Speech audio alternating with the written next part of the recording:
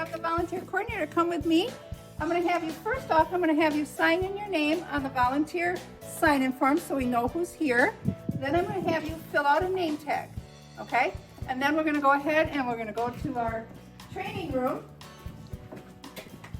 We have our TAC room here, which is where we would go if there were to be a storm, high winds, tornado, any emergency, we would go in there. Come on through. This is our helmet room, training room. So we have our helmets. This is where our kids, we will help our kids get helmets. And right now I'm going to have you watch a safety video. I'm just going to keep on coming through. Again, our TAC room, we'll get saddles there later. Our riders will pick up their name tags here. Sometimes the parents help them, sometimes we help them. Here is our stall aisles. We have a wash bay, we have lots of horses. Remember to watch your feet with the pads here. You don't want you tripping and falling. We have electric fences out here, so you'll hear it pinging. That means it's on. So we will go ahead and unplug it when we go out to get the horses. When we get horses, we will always take two volunteers with us when we go to get the horses. When you get a horse, we will open the gate and the gate goes in. The two of us will enter, we'll get our horses.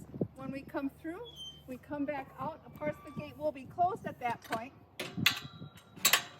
When we come out, the gate gets opened up. So as volunteers, we'd appreciate it as you're coming down the aisle here, no yelling, no loud movements, no sudden movements as we come down the aisles with the horses.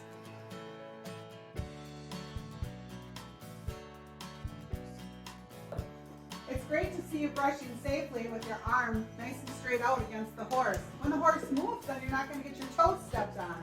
This also is the strike zone. This horse cannot see me right in front of her, and she also cannot see me right behind her. You're doing a great job of keeping your feet out from underneath of our horse. These are our four main brushes that we use here at Beaming to brush and groom our horses.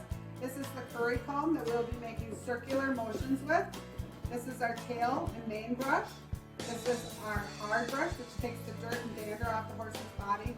And our soft brush that we finish the horses off with. We do their face and below their knees and hocks with this brush. This is our friend and our volunteer of Beaming, and she's going to show you how to brush the horse. Starting up at the jaw, you're going to take and work your way to the back of the horse. The second brush that you'll be using to flick the dirt and dander off again is our hard brush. Flicking your wrist, keeping your left arm or right arm, your offhand, elbow straight. The third brush that we'll be using is our face brush and finishing brush, also known as the soft brush. It brings out the shine in our horses.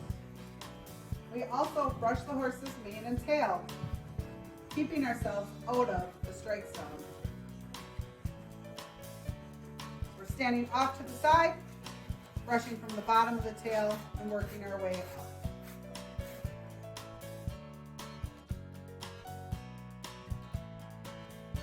How we saddle the horse. We'll be taking our saddle pad. We want to make sure that that pad is nice and clean on the bottom, brushing off any dirt, debris, check it. Make sure that the front is to the front. Taking to have our horse woo, stand. Gently set it on our horse, don't just throw it on a little fast and hard and scare our horse. Take and lift up our right stirrup, put it over the horn.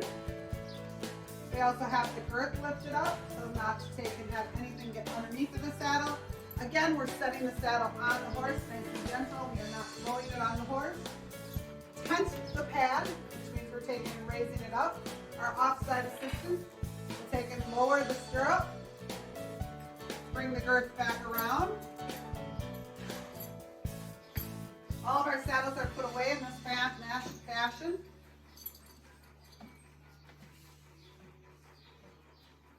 Pull the latigo strap, put it through the D-ring, back up through our, bring on our saddle, back through the girth.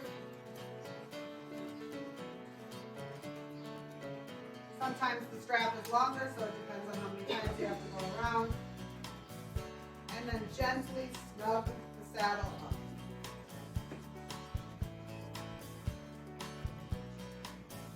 Put the pin in.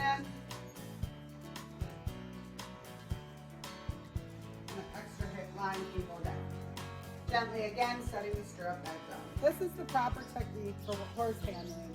Notice the horse handler is holding the rope in a figure-8 fashion, and there's also enough space between the horse handler and the horse so he can freely move his head. As the horse handler, it is your job to maintain safety at our organization. It's very important that you use this technique with your hands, giving the horse a certain amount of space to have them move their neck freely. When you stop the horse, you always face them after you stop the horse. You do not want to stand directly in front of them or be prepared for them to make any sudden changes.